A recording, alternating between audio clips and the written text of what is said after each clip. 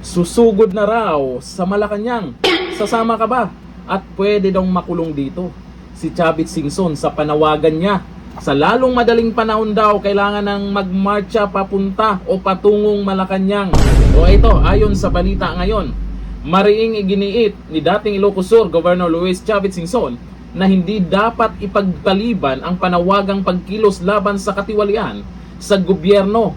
Ayon sa kanya, sa lalong madaling panahon, isasagawa ang isang one-time, big-time rally na magtatapos sa marcha patungong Malacanang.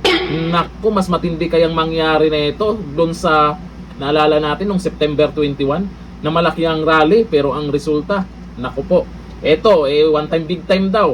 Mga kabataan na naman ang sasama na ito. Sa isang press conference, nanawagan si Singson sa lahat ng religious organizations, mamamayang nagmamahal sa bayan at mga tutol sa graft at corruption na may kiisa sa planong pagkilos. Ang tanong, kailan ba yan? Binibigyang diin ni Singson na ang oras ay kritikal at hindi na dapat hintayin pa ang mas mahabang panahon bago kumilos ang taumbayan laban sa umano'y malalim na problema ng katiwalian. Bakit? Bakit sa Malacanang? Nandun ba ang mastermind? Yan lang naman ang katanungan sa mga hindi pa alam kung sino talaga ang mastermind. Bakit sa Malacanang? Bagamat wala pang eksaktong petsa, sinabi niyang bukas siya sa posibilidad na gawin ito sa Pebrero. Naku, may mga petsang holiday dyan sa Pebrero na pwedeng maganap yan. Lalo na kung maitapat sa anibersaryo ng EDSA. Ayun, eto nga, People Power Revolution bilang simbolo ng sama-samang panindigan ng mamamayan. Naku, yan talaga yung pinaka-the best na magsama-sama. Yung mga galit lang sa kurap ha, hindi yung mga nakikiuso lang na ikulong na yan, mga kurakot.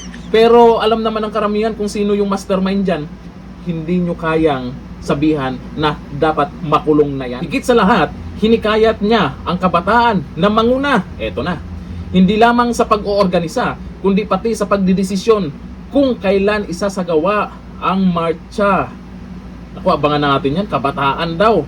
Alamang, lalabas din po itong mga matatapang nating congressman, lalo na sila Kiko Barsaga. Sa malinaw na panawagang ito, iginiit ni Singson na ang laban kontra katiwalian ay hindi dapat ipagpaliban. At sa lalong madaling panahon, ang tinig ng mamamayan ay dadalhin mismo sa pintuan ng Malacanang. Paano makaabot doon?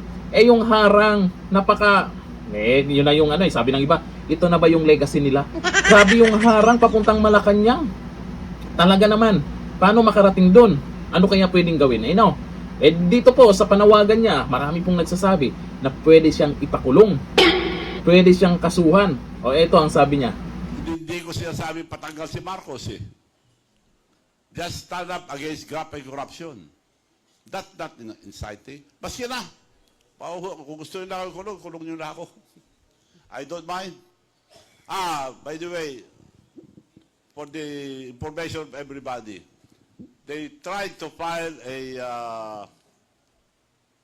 plunder case against me. Hindi po totoo yun. Kung totoo yun, magpapakulong ako. Hindi na kailangan ng trial. So maniwanag yun na panakot sa akin, walang plunder. Pinail lang plunder para lang masabi na ganun sila eh. Papile sila, pero wala plunder. Ako, sinakalkal nila pero wala akong kasalanan. Ayan, hindi takot si Chavit Singson. Talagang buo ang loob niya diyan sa panawagan niya. Sasama ka ba? Malamang posible talaga sa Pebrero na yan. Comment tayo dyan. Hanggang dito na lang. Thank you.